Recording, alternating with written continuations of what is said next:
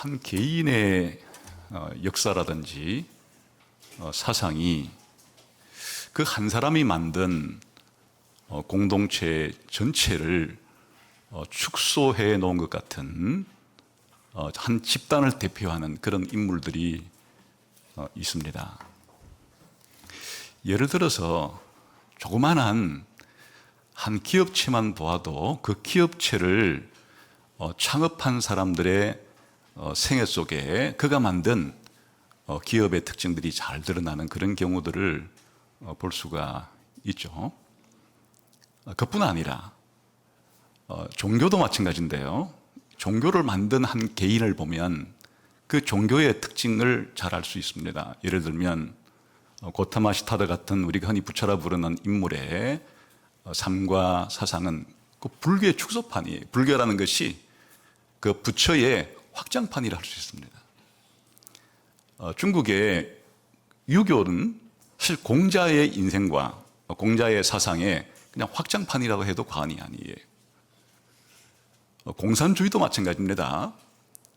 마르크스의 삶과 사상, 그의 사상을 행동으로 옮겼던 레닌 같은 그 인물들의 삶의 족적과 그들의 사상이 그 이후의 공산주의 국가의 역사를 축소해 놓은 것 같은 그런 일도 있습니다.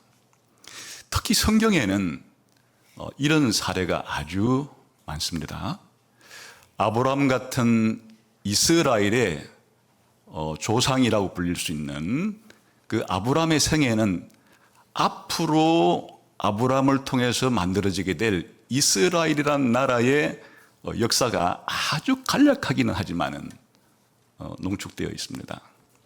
아브라함이 갈대 우르에서부터 구원받아서 가나안으로 들어오고 또 가나안에 있다가 이집트로 내려가서 다시 이집트에서 가나안으로 돌아오는 단순한 아브라함의 생애 같지만 이후에 이스라엘 민족이 아브라함을 시조로 하는 갈대 우르에서부터 가나안에 왔다가 다시 요셉의 시대 때 이집트로 내려가서 400년 만에 이집트에서 다시 가나안으로 돌아오는 이스라엘 민족 전체 역사가 아주 간략하게 아브라함의 생애에 농축이 되어 있기도 합니다. 더 넓게는 아브라함과 이삭과 야곱 같은 이스라엘의 족장들을 전체 묶어도 마찬가지예요. 아브라함의 아들 이삭과 야곱에 대해 가게 되면 야곱이 바벨론에 비견될 수 있는 아람에 갔다가 다시 또 가나안 땅으로 돌아오죠. 그 나중에 이스라엘 민족의 역사가 더 펼쳐질 때 바벨론 포로로 끌려갔다가 다시 귀환하는 그런 역사들이 이스라엘 족장들의 역사 속에 예표적으로 담겨 있습니다. 그런 면에서 예수님은 사실은 예수님의 삶 속에 예수님의 탄생과 예수님의 삶과 죽음과 부활과 성천 이 속에는 이스라엘 민족의 역사가 축소되어 있을 뿐 아니라 우리 신자의 삶도 사실 축소되어 있습니다. 더 넓게는 세계 역사가 예수님의 삶 속에 농축되어 있다고 해도 과언이 아닙니다. 아담과 노아의 삶도 예수님의 삶 속에 사실은 농축이 되어 있습니다. 축소가 되어 있어요. 그래서 예수님의 탄생, 예수님의 삶, 예수님의 죽음, 예수님의 부활, 예수님의 성천, 예수님 재림은 단순히 예수님 한 개인에게 일어난 사건이기도 하지만은 예수님에 일어난 그 사건들은 세계사의 축소판 그리고 이스라엘 역사의 축소판적인 의미를 가지고 있는 겁니다. 그런 면에서 우리가 예수님의 변모 사건을 바라볼 때 세세하게 살피는 것은 단순한 예수님의 여러 사건 가운데 하나가 아니라 이런 많은 것들을 농축해서 가지고 있는, 축소해서 가지고 있는 이런 특징을 가지고 있기 때문에 좀 깊이 살펴보고 있습니다. 오늘은 이 예수님의 변모 사건에 있어서 예수님을 이해하고 예수님의 사역을 이해하는 데 가장 중요한 열쇠는 하나님이 예수님에 대해서 선포한, 소개한 음성입니다. 그게 11장 5절이에요. 다 같이 읽어볼까요? 시작. 말할 때 호련히 빛난 구름이 그들을 덮으며 구름 속에서 소리가 나서 이르시되 이는 내 사랑하는 아들이요 내 기뻐하는 자니 너희는 그의 말을 들으라. 이게 예수님을 향해서 이는 내 사랑하는 아들이고 내 기뻐하는 자다. 그렇기 때문에 너희는 이 예수의 말을 들으라 한 건 하나님 아버지께서 예수님에 대해서 하시는 말씀이죠.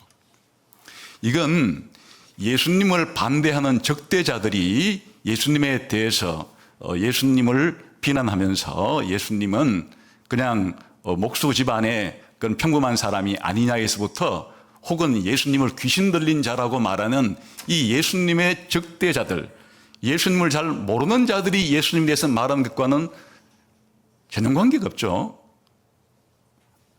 그뿐 아니라 심지어는 예수님이 제자로 뽑으셔서 예수님을 따르던 제자들인 베드로가, 요한이 예수님에 대해서 뭐라고 말했다. 이 이상이죠. 하나님 아버지께서 영원 전부터 하나님의 아들과 함께 계셨던 그 하나님 아버지께서 자신의 아들에 대해서 소개하는, 선포하는 말씀이니까 여기에는 바로 예수님이 누구신가에 대한 정확한 그리고 가장 중요한 내용이 들어있을 거라고 기대해도 좋겠죠. 여기에 아주 짧은 말씀이에요. 이는 내 사랑하는 아들이라. 이 말 속에 어떤 내용이 포함되어 있었던 것인가 하면 아브라함의 아들인 이삭을 소개할 때 내 독자, 내 사랑하는 독자, 내 아들, 내 사랑하는 독자라. 이 말씀을 반영하는 겁니다. 예수님이 바로 아브라함의 아들 이삭이 예표했던 그 완성이라는 것이고 더 나아가서는 하나님이 아브라함에게 한 약속이 있는데 그 약속을 성취하러 온 하나님의 아들이라는 의미가 담겨 있습니다. 더 나아가서 이는 내 아들이라는 말 속에는 이는 내 아들이라 내가 오늘날 너를 낳았다 하시는 다윗의 아들들이 다윗 왕국의 왕으로 취임할 때마다 하나님께서는 다윗에게 한 약속을 기억하시면서 다윗의 후손인 메시아고 올 인물을 향해서 다윗의 아들인 동시에 내 아들이다 하는 이 말씀을 하셨는데 이 말인즉슨 예수님은 다윗의 후손으로 오신 메시아일 뿐 아니라 사실은 다윗 언약을 성취하러 오신 분이다 하는 의미도 들어있는 것이에요. 오늘 살펴보려고 하는 것은 이는 내 기뻐하는 자라 하시는 말. 이게 무슨 말일까? 그냥 아무런 맥락 없이 있기 때문에 하나님 아버지께서 하나님의 아들 예수님을 참 좋아하시는구나, 기뻐하시는구나, 이렇게 피상적으로 읽고 넘어갈 문제가 아니에요. 이 말씀 속에는 하나님이 예수님이 태어나기 전에 한 740년 전에 선지자로 불렀던 이사야를 통해서 앞으로 오실 메시아를 여호와의 종이라는 인물을 통해서 소개하신 적이 있는데 바로 이는 이사야 선지자가 예언했던 혹은 예고했던 메시아인 여호와의 종이 바로 내 아들 예수다 하는 음성이 담겨 있는 것이. 우리 한번 이사야 42장 1절을 보겠습니다.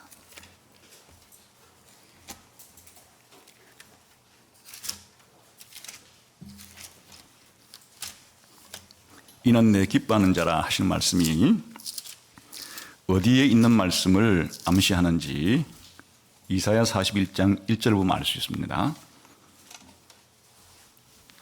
같이 한번 읽어보시죠. 시작. 내가 붙드는 나의 종, 내 마음에 기뻐하는 자, 곧 내가 택한 사람을 보라. 내가 나의 영을 그에게 주었은즉 그가 이방의 정의를 베풀리라. 이게 지금 예수님께서 변화산에서 계실 때 하나님 아버지께서 예수님을 향해서 이는 내 기뻐하는 자라 한 것은 바로 이사야 42장 1절에 나오는 여호와 하나님이 여호와 하나님의 종이라고 지금 불리는 이 인물에게 하신 그 말씀이에요. 다시 잘 읽어봐요. 42장 1절 시작.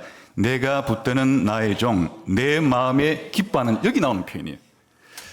하나님께서 예수님을 향해서 이는 내가 기뻐하는 자라, 이 말이 단순히 아까 말씀드린 것처럼 그냥 하나님 아버지께서 예수님을 참 좋아한다 이 뜻이 아니고 그건 뭐 당연히 그 말 속에 포함된 것이고 더 중요한 의미는 이사야 42장에서 여호와께서 여호와의 종에게 이는 내 기뻐하는 자라 했던 그 말씀을 상기시켜 주는 것이, 다시 말하면 무슨 뜻이냐? 지금 변화산에서 해처럼 밝게 빛난 이 예수님은 누구시냐? 바로 이사야 42장 1절에서 여호와 하나님이 나의 종이라고 불렀던 그 인물인데, 그 인물이 이제 드디어 이 땅에 와서 예언되었던 것을 성취하고 있다 하는 사실을 보여주는 것이에요. 그래서 오늘은 이는 내 기뻐하는 자라는 하나님의 음성 속에 담긴 예수님이 이사야서에 나오는 여호와의 종의 성취다 하는 사실을 살펴보고 이것이 무엇을 의미하는지를 구체적으로 적용해 보려고 하겠습니다. 그런데 여기에 이 이사야 42장의 여호와의 종은 이사야를 이해하는데 열쇠와 같은 중요한 내용입니다. 이 내용을 모르면 이사야서를 이해할 수 없다고 해도 과언이 아닐 정도로 중요한 인물이에요. 이 여호와의 종이라고 불리는 인물은 이사야 41장 1절로부터 시작해서 이사야서 55장 안에 3번이 더 나옵니다. 그러니까 이사야에서 여호와의 종이라는 인물은 이사야 40장부터 55장 사이에 4번이나 계속 반복해서 나오면서 아주 중요한 메시아, 하나님께서 이스라엘과 이 세상을 구원하실 인물로 등장을 한다, 그런 말입니다. 그런데 이제 이 배경을 보게 되면은 이사야서라는 성경책 자체가 크게 1장부터 39장까지, 40장부터 55장까지, 56장부터 66장까지 이렇게 크게 3부분으로 나누면 이해하기가 좋습니다. 그런데 중앙에 있는 40장과 55장의 핵심 내용은 무엇인가 하니까 바벨론 포로로 잡혀갔던 사람들을 향해서 하나님께서는 그들을 구원해 주실 거라고 하는 내용을 담고 있는 그러한 단락이에요. 한 배경을 볼까요? 이사야 39장을 보겠습니다.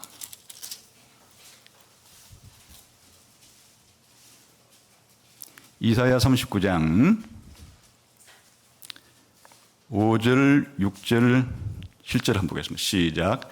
이사야가 히스기야에게 이르되 왕은 만군의 여호와의 말씀을 들으소서. 보라, 날이 이르리니 내 집에 있는 모든 소유와 내 조상들이 오늘까지 쌓아둔 것이 모두 바벨론으로 옮긴 바 되고 남을 것이 없으리라. 여호와의 말이니라. 또 내게서 태어날 자손 중에서 몇이 사로잡혀 바벨론 왕궁의 환관이 되리라 하셨나이다 하니, 지금 여기에서 이사야라는 선지자가 이스라엘의 한 13대쯤 될까요? 히스기야 왕에게 앞으로 이 유다 왕국이 바벨론에게 멸망을 당할 거라 하는 지금 예언을 해주고 있는 장면이에요.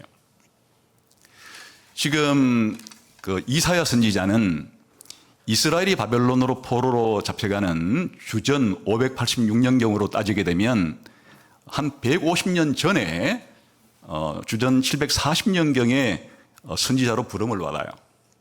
그리고 한 50년 정도 사역을 하다가 죽어요. 그러니까 바벨론이라는 왕국이 망하기 약 150년 전에 선지자로 부름받고, 또 이사야 선지자가 죽은 후 100년쯤 뒤에 이스라엘은 남유다 왕국은 정확히 말하면 바벨론 제국에게 멸망을 당하게 되는데, 지금 그 이야기를 이사야 선지자가 히스기야 왕 시대의 히스기야에게 이렇게 예고를 해주고 있는. 그래서 이제 이후부터 40장은 무슨 뜻인가 하니까 이렇게 바벨론 포로로 잡혀간 상황을 전제하는 것이에요. 이스라엘 백성이 바벨론 포로로 잡혀갔을 때 이제 하나님께서는 또다시 이사야를 통해서 무슨 약속의 말씀 혹은 예언을 주시는가 하니까 바벨론 포로로 잡혀간 것이 이스라엘의 끝이 아니다. 하나님께서는 바벨론 포로로 잡혀갔던 하나님 백성을 다시금 바벨론으로부터 구출해서 가나안 땅으로 데리고 오실 것이다 하는 이야기를 이제 40장부터 55장까지 전개하기 시작하는 것이에요. 그런데 여기에서 단순히 그냥 국가적이고 민족적인 이스라엘이 바벨론 포로로 갔다가 그렇게 다시 귀환을 하는 정도의 예언이 담겨 있는 것이 아니고 더 깊게는 바로 그들이 바벨론으로 포로로 끌려가게 된 원인이었던 그 죄로부터 죄 용서를 받아서 다시 죄로부터 해방되는 것을 가르쳐 주는 것이에요. 그러니까 이 이사야 40장부터 55장까지라고 하는 이 내용이 들어있는 내용이 바로 바벨론으로부터의 민족적인 이스라엘이 해방되는 것과 더 나아가서는 죄 자체로부터 죄로부터 해방되고 구원받는 이야기를 하는 가운데 여호와의 종이 나온다, 그런 뜻이에요. 그래서 사실 이사야 요 40장부터 52장까지의 중요한 내용은 두 인물을 통해서 하나님이 이런 해방을 이뤄요. 한 인물은 고레스라고 하는 바벨론 제국을 무너뜨린 페르시아의 가장 위대한 고레스, 역사에서는 키루스 대왕이라 그러는데, 이 고레스를 하나님께서 메시아로 부르는 것이 하나님의 오른팔로 삼아서 바로 이 고레스를 통해서 열국과 특히 이 바벨론 제국을 무너뜨려서 이스라엘 백성들을 다시 고국으로 해방시켜 주신다는 내용이 여기 담겨 있어요. 한번 볼까요? 그냥 간단한 그 힌트를 얻기 위해서 중요한 구절만 한번 보겠습니다. 이사야 44장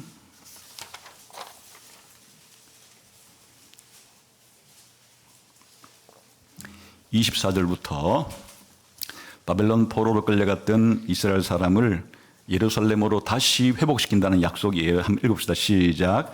내 구속자여, 모태에서 너를 지은 나 여호와가 이같이 말하노라. 나는 만물을 지은 여호와라. 홀로 하늘을 폈으며 나와 함께한 자 없이 땅을 펼쳤고, 헛된 말을 하는 자들의 징표를 폐하며 점치는 자들을 미치게 하며 지혜로운 자들을 물리쳐 그들의 지식을 어리석게 하며 그의 종의 말을 세워주며 그의 사자들의 계획을 성취하게 하며 예루살렘에 대하여는 이르기를 거기에 사람이 살리라 하며 유다 성읍들에 대하여는 중건될 것이라. 내가 그 황폐한 곳들을 복구시키리라 하며, 이 무슨 뜻인지 알겠죠? 하나님이 바벨론 포로 끌려와 있는 사람들에게 어떤 약속을 주시는가 하니까 다시 이제 예루살렘 성도 복구가 되고 다시 유다 나라도 회복이 되어지는 이런 일들이 곧 일어나게 될 거다, 그런 얘기인데, 누구를 통해서 이렇게 바벨론으로부터 다시 이스라엘로 회복되게 한다 그랬나 하면, 이제 27절 28절 시작. 기품에 대하여 이르기를 말하라. 내가 내 강물들을 마르게 하리라 하며 고레스에 대하여는 이르기를 내 목자라. 그가 나의 모든 기쁨을 성취하리라 하며 예루살렘에 대하여는 이르기를 중건되리라 하며 성전에 대하여는 조가 놓여지리라 하는 자니라. 지금 하나님이 바벨론 제국을 무너뜨리는데, 그리고 바벨론 포로로 끌려왔던 이스라엘 백성은 다시금 고토로 회복시켜서 무너진 예루살렘과 예루살렘 성전을 재건하게 하는데 누굴 쓰겠다는 거예요? 고레스라고 하는 페르시아의 그 대왕을, 그 하나님이 고레스를 선택한 거예요. 하나님이 고레스에게 대제국을 건설하게 하시고 하나님이 고레스에게 이 바벨론 제국을 무너뜨리게 했다, 그 뜻이에요. 일반 역사책에서는 이런 내용을 쓰지 않겠죠. 그냥 고레스라는 왕이 어떻게 대단한 왕이어서 페르시아의 위대한 군주로서 바벨론 제국을 무너뜨리든가, 그런 책은 역사책에 나오죠. 그러나 이사야를 통해서 그렇게 하게 한 역사의 주인이 바로 여호와 하나님이란 뜻이에요. 이제 45장 1절부터는 좀 더 상세히 설명합니다. 시작. 여호와께서 그의 기름 부음을 받은 고레스에게 이같이 말씀하시되 내가 그의 오른손을 붙들고 그 앞에 열국을 항복하게 하며 내가 왕들의 허리를 풀어 그 앞에 문들을 열고 성문들이 닫히지 못하게 하리라. 내가 너보다 앞서가서 험한 곳을 평탄하게 하며 논문을 쳐서 부수며 쇠빗장을 꺾고 내게 흑암 중에 보화와 은밀한 곳에 숨은 재물을 주어 내 이름을 부르는 자가 나 여호와 이스라엘의 하나님인 줄 내가 알게 하리라. 내가 나의 종 야곱 내가 택한 자 이스라엘 곧 너를 위하여 내 이름을 불러 너는 나를 알지 못하였을지라도 내게 칭호를 주었노라. 나는 여호와로라. 나 외에 다른 이가 없나니 나밖에 신이 없느니라. 너는 나를 알지 못하였을지라도 나는 것이요 해 뜨는 곳에서든지 지는 곳에서든지 나밖에 다른 이가 없는 줄을 알게 하리라. 나는 여호와라. 다른 이가 없느니라. 나는 빛도 짓고 어둠도 창조하며 나는 평안도 짓고 환난도 창조하나니 나는 여호와라. 이 모든 일들을 행하는 자니라 하노라. 상세한 건 몰라도 아시겠죠? 하나님께서 해 뜨는 곳에서부터 해 지는 곳까지 온 땅과 온 우주를 통치하시는 분이어서 빛도 어둠도 하나님께서 짓기도 하고 마음대로 주관하시고 그리고 환난도 평안도 다시 말하면 흥망성쇠와 생사화복을 하나님이 주관하신 자로서 말하는데 내가 고레스에게 기름을 부었어요. 기름 부음 받은 자라는 말이 메시아란 말이에요. 고레스를 하나님의 메시아로 삼아서 많은 열국을 쳐부수고 그리고 이스라엘 백성들을 바벨론으로부터 이제 고토로 돌아갈 수 있도록 해주겠다 하는 이야기예요.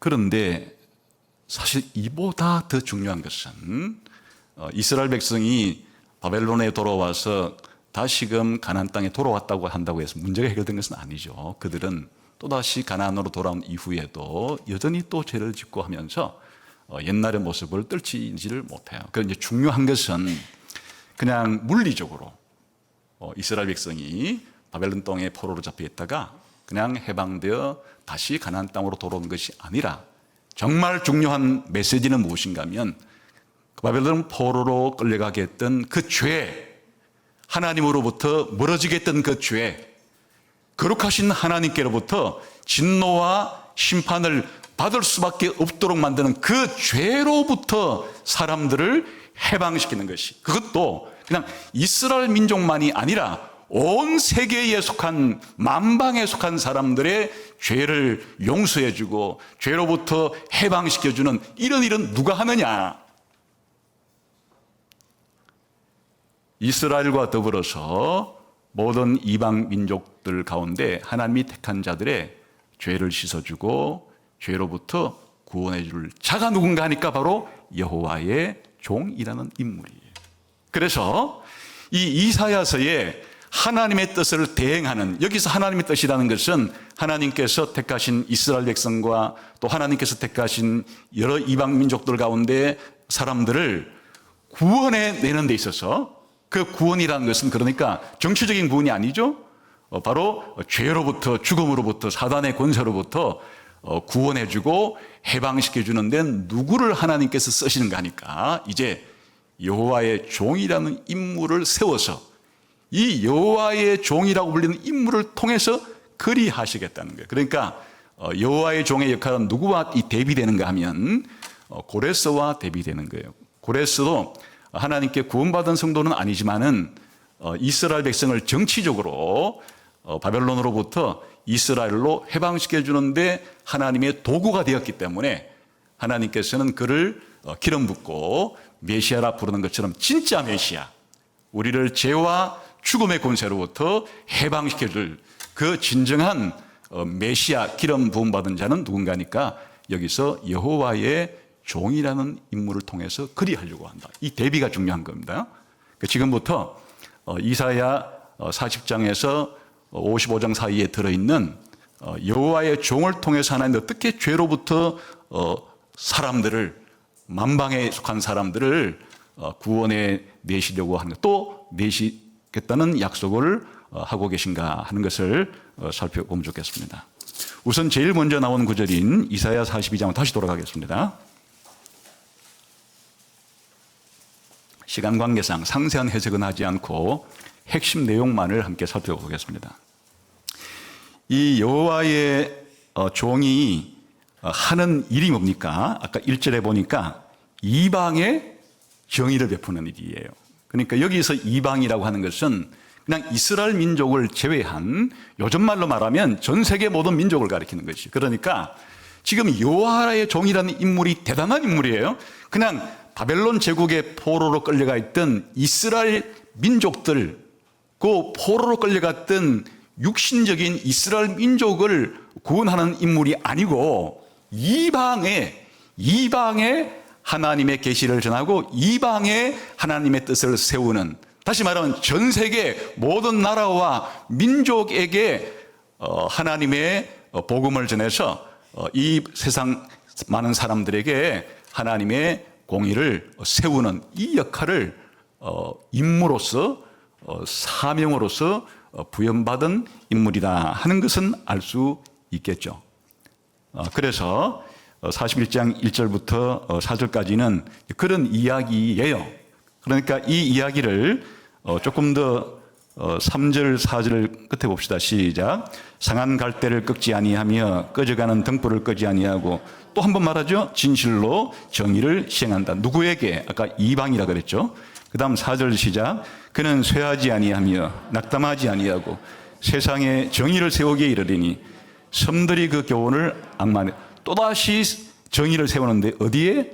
세상에. 아까 이방과 세상은 바로 오늘날 전 세계 모든 민족을 가리킨다 그랬어요. 또 섬들이라는 것도 이게 바로 이 세상 전 세계 모든 나라들을 상징적으로 표현하는 그런 이제 단어예요. 전 세계에 흩어져 있는 섬들이라는 말 자체가 다른 말로 말하면 5대양 6대주, 오늘날로 말하면 그런 의미인 거예요. 그러니까 지금 이사야 42장 1절에서 여호와의 종이란 인물이 무슨 일을 하도록 하나님께 선택을 받고 또 하나님이 그에게 성령도 부어주시고 명령을 주시는 거니까 이방, 세상, 섬들이 하나님의 교훈을 받아들이고 믿을 수 있도록, 쉽게 말하면 이방이, 세상, 열방이 구원을 받게 하기 위해서 하나님이 특별히 선택해서 성령을 부어주어서 이 일을 감당하게 하는 인물이다. 이 정도는 여기에 이제 확실히 나와 있죠. 자, 49장에 가면 더 상세히 설명합니다.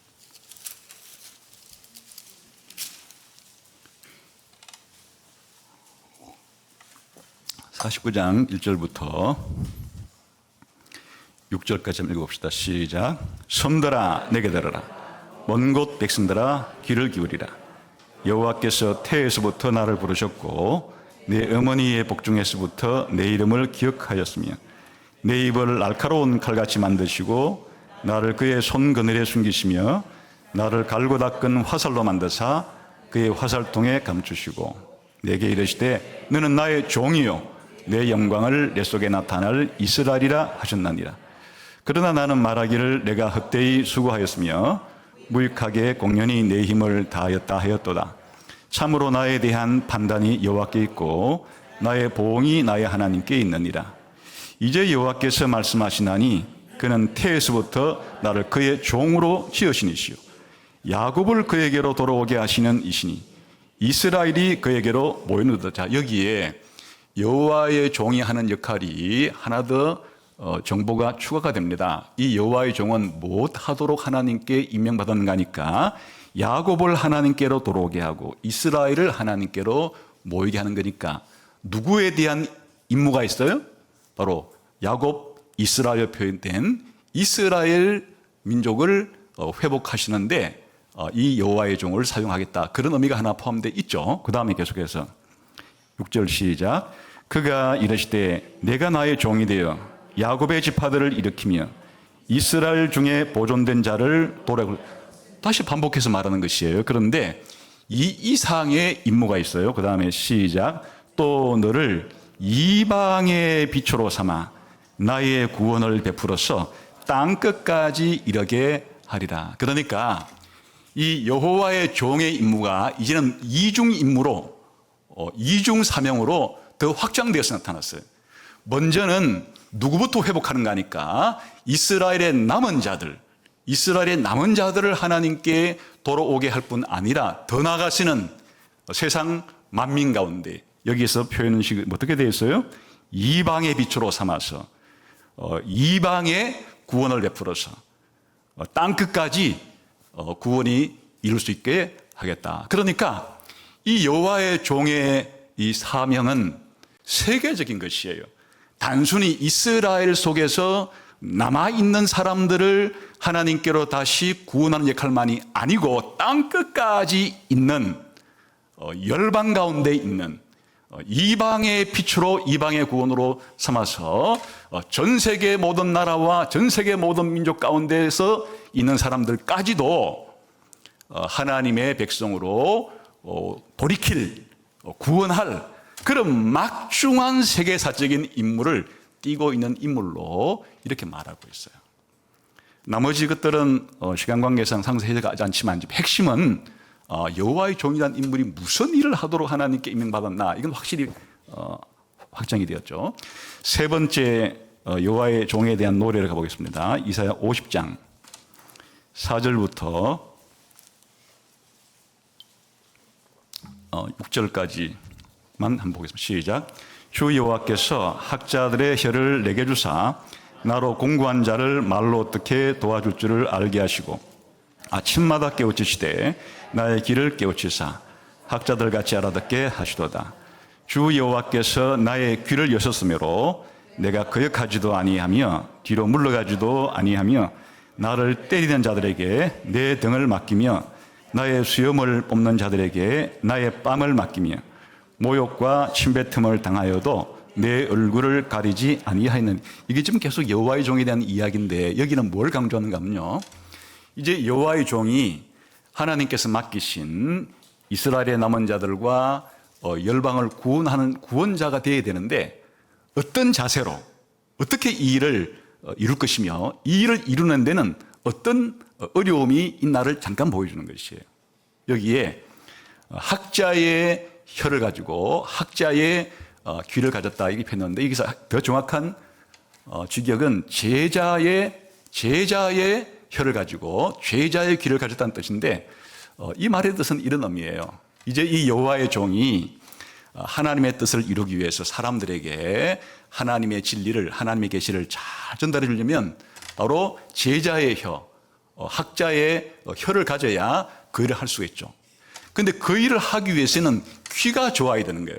이 제자의 귀, 학자의 귀를 통해서 하나님의 말씀을 잘 듣고 이해하고 순종을 해야 다른 사람들에게 그 하나님의 진리를 전해주어서 그들로 구원받게 할 수 있겠죠. 그래서 이 여호와의 종의 특징은 바로 이 제자의 귀와 제자의 혀를 가진 자예요. 그러니까 이 여호와의 종은 하나님께서 명하시면 주저하지 않고 그렇게 순종할 태세가 되어서 순종하는 사람이에요. 그게 이거 표시가 그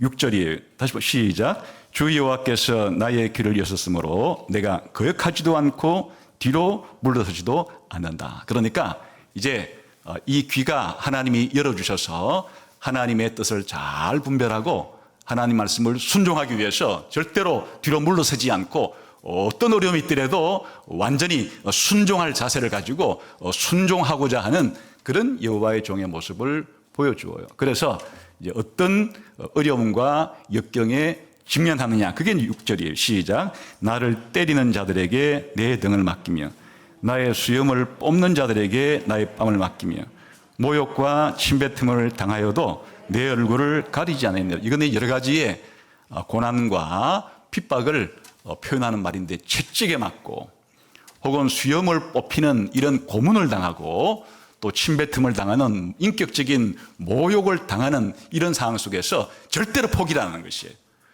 이런 박해 때문에 뒤로 물러서거나 하나님의 뜻을 내가 이룰 수 없다 이렇게 포기하거나 그걸 하지 않는다는 얘기예요. 이런 박해와 고난 속에서도 꿋꿋하게 물러서지 않고 이 하나님께서 들려주신 그 음성을 완전히 순종하기 위해서 매진하는 그런 여호와의 종의 모습을 보이는데 여기에서 한 가지 살짝 무슨 힌트를 보여줬는가 하니까 여호와의 종이 이 이스라엘과 세상을 하나님께로 구원하는 데는 아주 많은 고난과 역경을 통과해야만 이게 가능한 일이구나 하는 정도의 힌트만을 살짝 주고 이제 이 내용을 마지막 네 번째 여호와의 종의 노래에서는 아주 상세하고도 구체적이고도 장엄하게 그렇게 이제 마지막 여호와의 종의 이 이야기를 마무리 짓고 있어요. 한번 봅시다. 52장 13절부터 53장 12절까지인데 이건 너무나 중요한 유명한 구절이에요.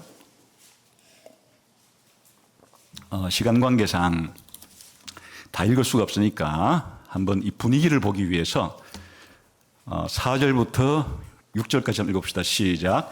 그는 실로 우리의 질고를 지고 우리의 슬픔을 당하였거늘 우리는 생각하기를 그는 징벌을 받아 하나님께 맞으며 고난을 당한다 하였노라. 그가 찔림은 우리 허물이요 그가 상함은 우리의 죄악 때문이라. 그가 징계를 받음으로 우리가 평안을 누리고 그가 채찍에 맞음으로 우리는 나음을 받았도다. 우리는 다 양 같아서 그릇 행하여 각기 제 길로 갔거늘 여호와께서는 우리 모두의 죄악을 그에게 담당시키셨도다. 여기에 비밀이 하나 공개가 됐습니다. 아까 이 여호와의 종이 하나님의 뜻을 받들어서 이 세상 사람들을 구원하기 위한 일을 수행할 때 많은 고난이 따르는데 왜 고난을 받느냐는 것이에요. 그 고난의 이유를 설명해 주는데 그 고난은 여호와의 종이라는 이 인물이 죄를 지어서가 아니라는 거예요. 이 여호와의 종이 이런 고난을 받는 것은 누구 때문이라고요? 구원받을 우리 때문에, 우리의 죄, 우리의 허물 때문에 바로 여호와의 종이 고난을 받고 박해를 받는다는 거예요.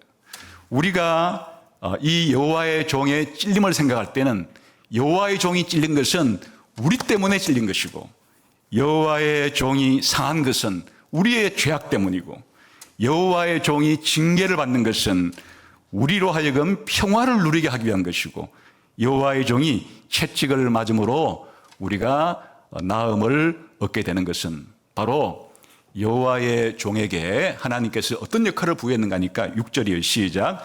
우리는 다 양 같아서 그리 등하여 각기 제 길로 갔거늘 여호와께서는 우리 모두의 죄악을 그에게 담당시키셨도다. 그러니까 이 여호와의 종의 고난은 우리의 죄를 대신 짊어지고 우리가 죄 때문에 받을 그 하나님의 징계와 진노를 우리 대신에 받기 때문에 이런 고난을 받는다 그 뜻이에요. 그러니까 하나님이 이 세상 사람들을 하나님께로부터 양처럼 멀어진 사람들, 죄로 인해서 다 제각기 제 길로 가면서 하나님께 반역하고 하나님 앞에 심판을 받을 수밖에 없는 이런 사람들을 다시금 하나님께서 거두어드리고 하나님의 자녀로 불러들이기 위해서는 우리의 죄를 이 여호와의 종이라는 인물에게 다 떠넘겨서 이 여호와의 종이 나의 죄, 우리의 죄를 나 대신에 우리 대신에 다 짊어지고 이 죄에 대한 고난을 나 대신에 우리 대신에 받는다 하는 것이에요. 근데 이 고난의 정도는 그냥 채찍에 맞고 징계를 받는 정도가 아니에요. 대신 우리 죄를 속하기 위한 죽음의 고난까지 가는 거예요. 이게 이제 마지막에 잘 설명이 되어 있어요. 10절부터 한번 봅시다. 마지막 결론 부분 시작. 여호와께서 그에게 상함을 받게 하시기를 원하사 질고를 당하게 하셨은즉. 자, 이 여호와의 종이 상함과 질고를 받는 건 누구 뜻이라고요? 하나님이 그렇게 하게 한 거예요. 하나님이 여호와의 종을 선택해서 기뻐하는 자라고 불렀던 이유는 바로 하나님이 이 여호와의 종에게 우리 죄인들, 우리의 죄를 대신 짊어지고 고난을 받게 하는 것이 바로 하나님의 뜻이었던 것이에요. 여호와의 종은 하나님 아버지가 자기에게 맡겼기 때문에 하나님 아버지의 뜻을 순종하기 위해서 이런 상함과 이런 고통과 질고를 진다 그런 것인데 이것의 정확한 의미를 이제 그 다음에 설명해요. 그 다음 부분. 다시 시작. 여호와께서 그에게 상함을 받게 하시기를 원하사 질고를 당하게 하셨은즉 그의 영혼을 속건 제물로 드리기에 이르면 그가 씨를 보게 되며 그의 날은 길 것이요 또 그의 손으로 여호와께서 기뻐하시는 뜻을 성취할 것이다. 그런데 바로 이렇게 여호와 하나님께서 여호와의 종에게 원하는 것은 바로 이 여호와의 종이 우리를 대신하는 무슨 제물이 되는 거예요? 속건제물. 속건제물이라는 게 죄를 지으면 배상을 해야 되는 배상제사예요.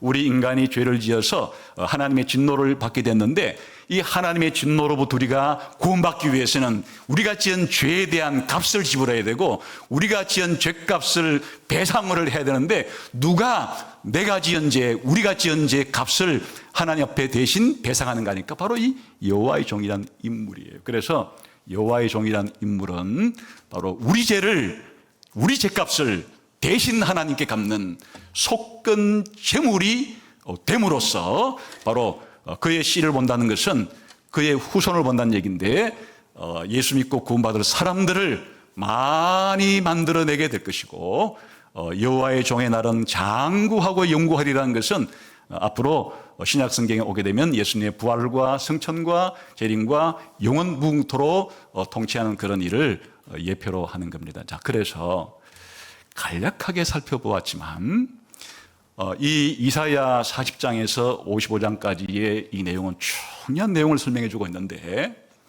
이스라엘 백성이 민족적으로 바벨론 포로로 잡혀간 상태에서 다시 정치적으로 바벨론 포로에서 해방되어서 이스라엘로 돌아오는 것은 하나님이 누구를 통해서 하겠다고 지금 이사야를 통해서 예고해 줬어요? 고레스라고 하는 페르시아의 위대한 대왕을 통해서 바벨론 포로로 잡혀있던 이스라엘 민족을 정치적으로 해방을 시켜서 고국으로 돌아오게 했지만, 더 심각한 하나님의 진노를 받아서 하나님 앞에 저주받은 바 되어서 영원한 심판을 받게 될 사람들은 누가 구출하는가? 누가 그들을 구원할 것인가? 여호와의 종이라고 하는 하나님께 선택받고 하나님이 기뻐하시는 이 메시아를 통해서 어떻게 함으로써요? 바로 죄인들의 그 죄값을 자기의 영혼을, 달리 말하면 자기의 전 생을, 자기의 전 삶을, 다른 말로 말하면 자기 자신을 속건 제물로 드려서, 대속 제물로 드려서 그렇게 이들의 죄가 사해지게 되고 하나님 백성으로 돌아오게 하는 일을 통해서 그렇게 된다. 이게 성경 전체에서 어떻게 하나님께 죄를 지은 사람들이 어떻게 하나님께로부터 다시 구원을 받는가 하는 구원의 진리의 핵심 인물이 바로 이 여호와의 종이라고 하는 이사야서에서 이사야를 통해서 앞으로 올 인물로 예고된 이 인물이란 뜻이에요. 그런데 하나님께서 지금 변화산에서 혹은 세례를 받을 때 하고 변화산에서 예수님을 향해서 뭐라고 부른다고요? 뭐라고 소개한다고요? 바로 이 예수가 이사야서에 예언되었던 자신이 속건제물로, 대속적인 제물로 죄인들을 대신해서 죽어서 죄인들의 죄값을 다 청산해주고 그들의 죄를 용서해주고 그들을 하나님 앞으로, 하나님 백성으로 만들어줄 그 인물로 이 땅에 온 여호와의 종이다 하는 것을 말씀해주고 있는 것이에요. 그런데 사실은 이 여호와의 종은 죽는 것으로 끝나지 않고 나중에 이 종은 존귀하게 높임을 받아서 한번 52장 13절을 볼까요?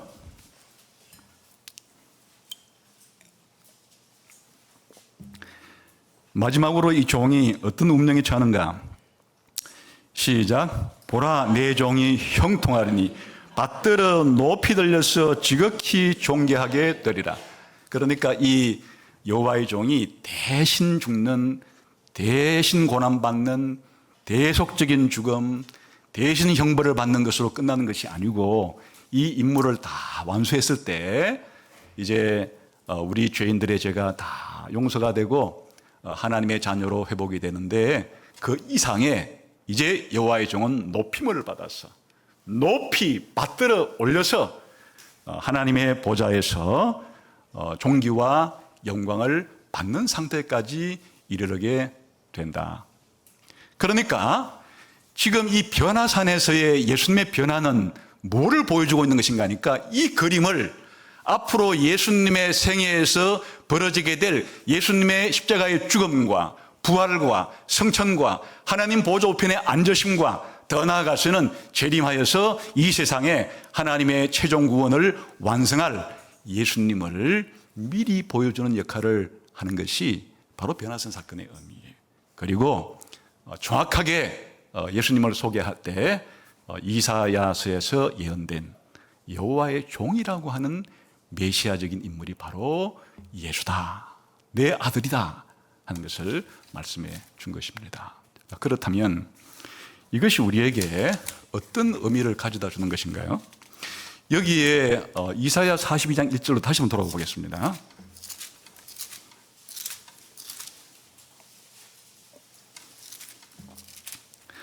그런데 이 인물을 한번 보세요. 사명은 우리 전 세계에 하나님 택한 사람들을 구원하는 것인데, 이 여호와의 종이라는 인물의 정체성을 다시 잘 보면서 42장 1절을 다시 읽어봅시다. 시작. 내가 붙드는 나의 종, 내 마음에 기뻐하는 자, 곧 내가 택한 사람을 보라. 그러니까 이 여호와의 종은 누구와 밀접한 관계가 있어요? 여호와와 밀접한 관계가 있죠. 여호와와 여호와의 종은 뗄래야 뗄 수 없는 불가분리의 관계가 있어요. 여호와의 종은 여호와가 아니에요. 여호와가 이 이방을, 열방을 구원하기 위해서 누구를 열방의 구원자로 세웠어요? 여호와의 종을. 그러니까 여호와로 표현된 하나님 아버지와 여호와의 종으로 표현된 예수님과의 관계는 하나님 아버지께서 우리를 구원하시는 거예요. 근데 우리를 구원하시는데 누구를 통해서 구원하시는가 하면 하나님의 아들, 여호와의 종으로 표현된 하나님의 아들 예수님을 통해서 우리를 구원하시는 거예요. 그러니까 우리를 구원하시는데 아버지 하나님만 구원한 것도 아니고 또 예수님만 홀로 구원하는 것이 아니에요. 아버지 하나님과 하나님의 아들 여호와와 여호와의 종이 이런 불가분리의 관계로 이방 우리를 구원하기 위해서 아주 긴밀한 관계에 있음을 보여주는 거예요. 그러니까 여호와의 종은 자기 뜻대로 자기 마음대로 계획을 세워서 이 땅에 와서 우리를 위해서 대신 고난받고 대신 죽는 것이 아니에요. 이 여호와의 종이 하는 모든 이 일들은 여호와께서 명하신 것이에요. 여호와께서 원하신 것이에요. 여호와께서 맡기신 일을 그렇게 하시는 바로 여호와와 여호와의 종의 관계, 하나님 아버지와 하나님 아들 예수님 관계가 그렇다 하는 것이고, 두 번째는 여호와의 종을 하나님이 세웠다고 해서 여호와의 종이 자기 능력으로 이 모든 일을 다 행하는 것이 아니에요. 잘 보세요. 다시 읽어보세요. 시작. 내가 붙드는 나의 종, 내 마음에 기뻐하는 자, 곧 내가 택한 사람을 보라. 이 나의 종이 이 일을 하기 위해서 하나님이 뭘 하셨는가? 내가 나의 영을 그에게 부어주었다. 여기에 여호와의 영을 여호와의 종에게 부어주어서 여호와의 영이 여호와의 종으로 하여금 이 고난받고 대속적인 죽음을 죽게 하는 이 모든 여호와의 종의 사역을 완수하게 해주는 것이에요. 그러니까 여호와의 종과 여호와의 영의 관계도 분리불가관계예요. 다시 말하면 우리를 구원하는 데 있어서 여호와의 영만이 하는 것이 아니라 여호와의 종을 하나님이 보내고 또 여호와의 종에게 하나님은 여호와의 영을 보내어서 여호와의 종과 여호와의 영이 함께 우리를 구원하는 역할을 한다. 여기 여호와의 영은 신약 성경에 오게 되면 무슨 이름으로 구체화돼요? 성령으로. 그러니까 여기에 삼위일체 하나님에 대한 모습이 있는 것이에요. 하나님께서 타락한 우리 인간들을 구원하실 때 어떻게 삼위 하나님이 구원을 하시는가? 아버지 하나님께서 이 모든 일의 총책임자예요. 이 모든 일의 권한은 아버지 하나님이에요. 아버지 하나님께서 타락한 우리 인간들을, 우리 죄인들을 구원해서 하나님의 자녀로, 하나님 백성으로 만드시는데 누구를 통해서 하시는가 하면 자기 아들, 여호와의 종으로 표현된 아들을 보내어서 우리들을, 나를 대신해서 우리의 죄값을 대신 하나님께 심판을 받고 저주를 받아서 우리의 죄 문제를 완전히 청산할 수 있도록 나 대신에 고난받고 나 대신에 대속적인 형벌의 죽음을 죽을 이 아들을 통해서 하신다는 것이고, 이와 같은 사실들을 할 수 있도록 힘을 주시는 분이 누구신가 하니까 성령님께서 예수님이 태어날 때부터 성령으로 잉태해서 예수님께서 사역을 할 때, 귀신을 쫓아낼 때, 말씀을 전할 때, 기적을 행할 때 하나님의 성령이 함께 하셨고, 급기야 예수님께서는 성천하신 이후에 성령을 또 보내어서 예수 믿을 사람들의 마음을 변화시켜서 죄를 회개하고 예수님을 믿도록 해서 우리를 구원하시는 것이니까, 여기에 바로 하나님의 아들과 성령님과의 관계가 있는데, 여기에서는 여호와의 종과 여호와의 영으로 표현되어 있다. 그래서 이 변화산에서 삼위일체 하나님이 모두 등장하셨던 것이에요.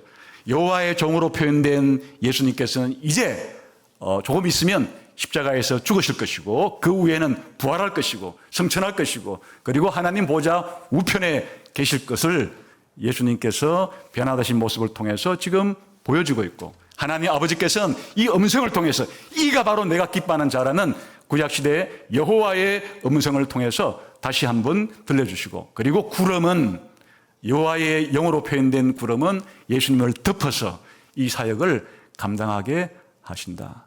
그래서 우리가 예수님을 믿고 구원받는 것은 그냥 예수님께서 내 죄를 대신해서 죽었기 때문이 아니라, 사실은 삼위 하나님께서, 아버지 하나님과 아들 예수님과 성령님께서 우리의 구원을 위해서 이와 같이 협력하셔서 우리의 구원을 이루시는 삼위일체 하나님의 구원 계획에 따라서 진행된 일이다 하는 것과, 이 역할 중에서 예수님이 하신 역할은, 예수님이 담당한 역할은 무엇이라고요? 나 대신 고난받고 나 대신 죽어서 내가 받아야 될 죽음과 내가 받아야 될 형벌을 나 대신에 받음으로써 내가 치러야 될 죄값을 나 대신에 하나님께 다 갚는 역할을 예수님께서 하러 오신 분이시다. 예수님의 십자가를 통해서 곧 그 일을 하신다는 것이죠. 그러나 그것이 끝이 아니고 부활과 성천과 하나님 보좌 우편에 올라가시는 영광스러움을 예수님의 변모된 모습을 통해서 보여주었던 것입니다. 자, 그러면 예수님은 하나님의 아들로서, 삼위일체 하나님의 아들로서의 의미도 있지만, 여호와의 종으로 표현된 이 우리 죄를 해결해 주시는, 하나님의 심판을 해결해 주시는 메시아로서의 사역한다, 그런 뜻이고, 이걸 우리 삶 속에는 그러면 이렇게 예수님의 사역을 통해서 구원받은 우리의 삶 속에는 어떻게 적용할 수 있는가? 예수님을 믿는 것이 적용하는 것이고, 믿는 것 이상의 적용하는 것은 뭘까? 하나님께서 타락한, 범죄한, 영원히 죽을 수밖에 없는 우리들을 구원하신 것은 대신 고난과 대신 봉사와 대신 희생이라고 하는 예수님의 이 대속적인 죽음을 통해서 했듯이, 우리도 이 땅을 살아갈 때 내가 하는 일이 돈 받고 하는 일이 많죠. 이 세상에서 우리가 뭔가 하면 생색을 내잖아요. 내가 이만큼 했으니까 대가를 다오. 우리가 이 땅을 살아가면서 행하는 많은 시간, 많은 일들은 내가 이런 일을 했으니 내가 한 일에 맞는 대가를 다오. 그 대가라는 것이 물질적인 대가가 대부분이고, 물질적인 대가가 아니라 할지라도 내가 한 이 일에 대해서 정신적으로 나를 칭찬하든지 존경하든지 어쨌든 내가 한 일에 대해 마땅한 대가를 다오 해서 우리들은 내가 한 일만큼 대접을 못 하게 되면 화가 나는 거죠. 나를 이렇게 대접하는 것이야? 내가 이것밖에 안 돼? 내가 이렇게 회사를 위해서, 내가 이렇게 국가를 위해서, 내가 이렇게 가정을 위해서, 내가 이렇게 교회를 위해서 이만큼 시간과 물질과 내 재능과 이런 것들을 했으면 마땅히 물질적인 보상을 해주든 아니면 다른 보상을 해주든 해줘야 내가 일을 할 맛도 나고 한 일에 대한 보람도 있을 거 아니야. 이렇게 생각하고 자기가 한 일에 대해서 물질적인 대가가 적으면 지극히 분노하거나 실망하거나 이러죠. 그런데 우리의 구원을 위한 사역은 우리가 행한 일에 대한 대가로 이루어지는 것이 아니에요. 우리가 하나님께 구원받는 일에 있어서 우리가 하나님 앞에 무언가를 한 우리 행동이라고 하는 우리의 행동을 대가로 했다 그러면 우리는 구원받을 길이 없었어요. 예수님께서 나 대신 고난받고 나 대신 죽고 나 대신 순종하시는 예수님의 대신 고난받으심, 대신 죽으심, 대신 순종을 통해서 구원이 이루어지듯이 오늘날 이 땅에 있는 사람들이 구원받는데 예수님께로 구원받은 우리들의 헌신과 우리들의 봉사와 우리들의 희생이 필요해요. 대가를 바라지 않는. 다시 말하면 이 땅에 많은 사람들이 전도를 받아야 이 놀라운 진리를 깨닫고 믿게 될 텐데, 복음을 전하기 위해서는 우리가 금전을 지불해서 선교사를 보내야 되는 것이에요. 내가 이 후원금을 내서 선교사를 안 보내면, 어찌 내 돈이라는 희생이 없으면 어떻게 구원받는 사람이 생긴단 말이에요. 선교 헌금은 그냥 명목상으로 하는 것이 아니에요. 바로 이 구원 사역에 나에게 주신 물질을 하나님께 희생하는 이 선교 후원금이라고 하는 이런 희생을 통해서만 구원받을 수 있고, 선교사는 돈 대신에 자기가 직접 나가는 거죠. 자기가 직접 나가서 본국과 다른 열악한 환경 속에서 각종 여러 가지 멸시와 어려움을 겪으면서 그들에게 복음을 전하는 것이니까, 선교사들의 이 헌신, 선교사들의 몸을 바치는 헌신이 없고서야 어찌 구원 사역이 지속될 수 있겠어요. 또 복음을 전해서 구원받은 사람들이 하나님 백성으로 잘 양육받기 위해서는 교회라고 하는 공동체가 필요하고, 이 교회라는 공동체의 성도들을 섬기는 데 있어서 우리의 봉사와 희생이 필요하죠.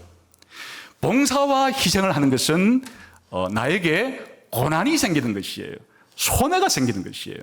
그런데 교회를 위한 우리의 모든 봉사에 있어서 내 시간의 희생, 내 재능의 희생, 내 육신의 희생을 하는 이와 같은 일을 통해서 교회는 성장하는 거예요. 성숙하는 거예요. 그러니까 우리가 이 구원 사역을 이루는데 내가 행한 일에 대한 대가가 아니라, 우리가 그리스도를 본받아 우리가 대가 없이 희생하고 헌신하고 봉사하는 이걸 통해서 하나님의 구원 사역은 앞으로도 계속 주님 오실 때까지 진행될 거다.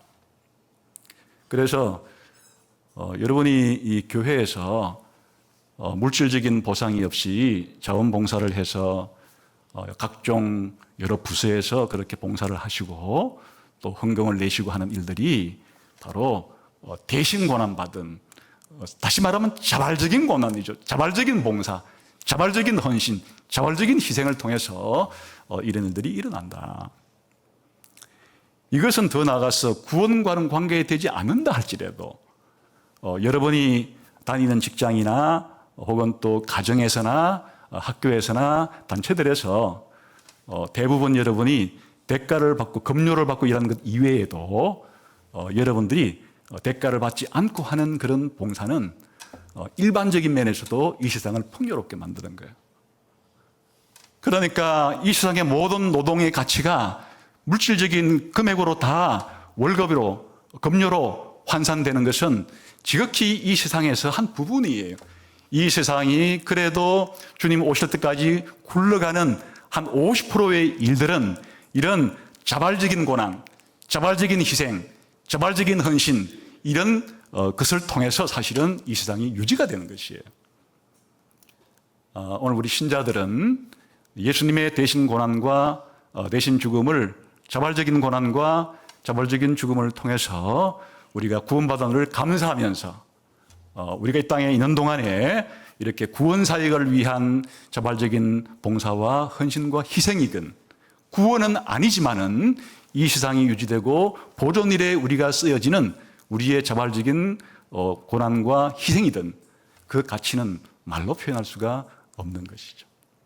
앞으로 예수님을 통한 이 놀라운 구원에 대해서 감사한 마음을 견지하면서 여러분의 삶 속에 이 감사가 표현되는 방식이 이런 자발적인 다른 사람을 위한 대신 희생하고 봉사하고 헌신하는 일이 우리의 삶의 중요한 특징으로 자리 잡을 수 있도록 그렇게 되어지기를 주님의 이름으로 축원합니다.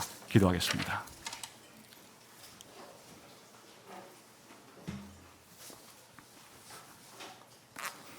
하나님 아버지 감사합니다.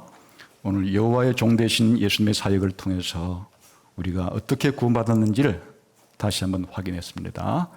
나 대신 고난받고 나 대신 죽음으로써 나의 죄와 죽음의 문제를 해결해 주신 예수님과 성삼위 하나님께 오늘뿐 아니라 남은 생애 동안 영원히 감사하며 찬양하며 살아가는 저희가 되게 해 주옵소서. 예수님 이름으로 기도하옵나이다. 아멘.